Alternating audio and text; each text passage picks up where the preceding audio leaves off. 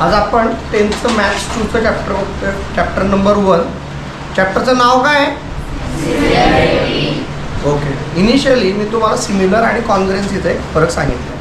सिमिलरमध्ये काय असतं की जे अँगल्स असतात आणि म्हणजे जर टेस्ट बघितला आपण, कोणत्या टेस्ट बघतो आपण, SAS वगैरे ज्या पण टेस्ट बघतो त्या टेस्टमध्ये सिमिलर आणि कॉन्ग्रुएन्सीमध्ये दोघांचे अँगल्स कॉन्ग्रुएंट असतात. अँगल कधीच बदलत नाही. पण साईड्स जे असतात ते सिमिलरमध्ये प्रोपोर्शनल असतात आणि कॉन्ग्रुएंटमध्ये काय असतात, सेमच असतात. म्हणजे तंतोतंत जुळणार. जर एक ट्रायंगल तुमचं 3, 4, 5 आहे तर अनदर ट्रायंगल पण 3, 4, 5 पाहिजे, त्याच्या साईड्स वाढायला नको. For example if I want to tell you की पेन कुठे आहे बघा, जर दोन ट्रायंगल कॉन्ग्रुएंट म्हटले तर हे जर का तुमचं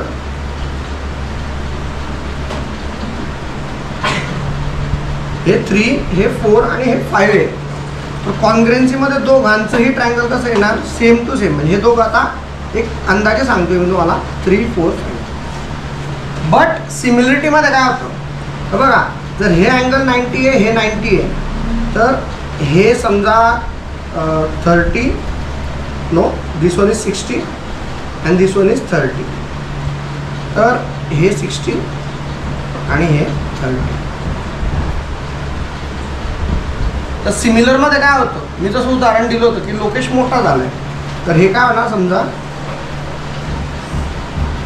तेच आहे, फक्त हे 3चं समजा काय होईल 30, हे तुमचं आलं 40, हे 90 डिग्री समोरील हायपोटेनस आहे ना, म्हणजे हे 5 येणार. हे पण माझं चुकलं सांगतात, हे 4 आणि हे 50. आलं लक्षात? Yes or no? सो हे दोघं काय आहे, सिमिलर,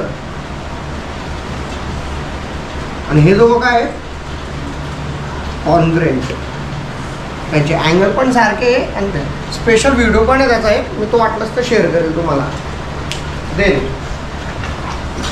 अजून एक महत्त्वाचं, आता आपल्याला सिमिलरिटी बघायचं आहे, त्याच्यातलं फर्स्ट टॉपिकचा हा व्हिडिओ आहे. त्या फर्स्ट टॉपिकच्या व्हिडिओमध्ये काय आहे,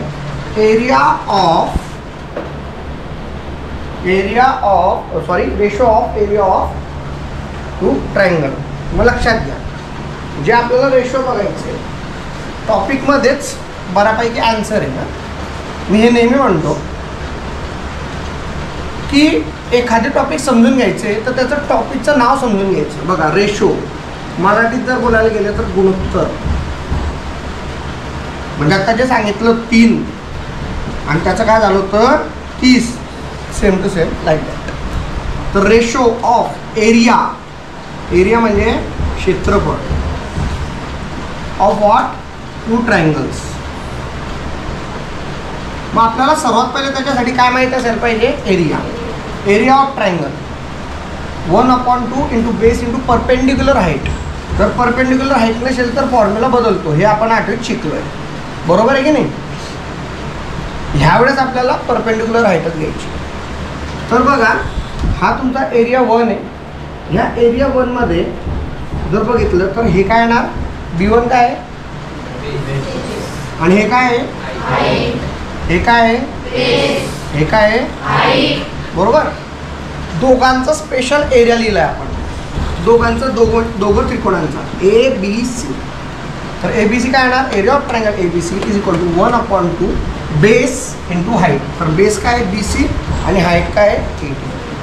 परत area of triangle PQR, base काय आहे आणि हाईट, बरोबर. आणि दोघांचा रेशो इथं खालती काढलेला आहे, आपण वाटलं ना तर इथंही काढू शकतो. बघा, how it's possible, just draw the line. He line draw केली, याचा रेशो याच्यासोबत, हे 1/2 कॅन्सल. फक्त काय केलं आपण, खालती डिटेलमध्ये लिहिलं आहे फ्रॉम इक्वेशन 1 and 2. मग त्याच्यानंतर area of triangle ABC, area of triangle PQR. मग इथं काय आलं 1/2, हे 1/2 cancel, BC into AD to the QR into PS. आलं लक्षात, BC into AD to the QR into P S. Then B C काय आहे B1, AD काय आहे H1. मग simple QR into P S काय आहे B2H2. म्हणजे याचा अर्थ काय आला तुम्हाला लक्षात, area 1 to the area 2 is equal to B1 into H1 आणि एरिया 2 काय आहे B2 इंटू H2. ह्या दोघांचा आपण फक्त रेशो घेतला आहे. मग त्याच्यानंतर पुढच्या पानावर काय आहे, पहिली property, if the triangle has same height. Height जर सेम आहे, काय सेम आहे, हाईट सेम आहे, तर A1 टू द A2 तुमची नोटबुक प्रेफर करायची. आणि आता हाईट काय आहे सेम, म्हणजे H1 H2च्या जागेवर काय येणार HH. HH कॅन्सल, काय येणार B1 अपॉन B2. इन्स्टेड आता थोडंसं उलटं झालंय. सेकंड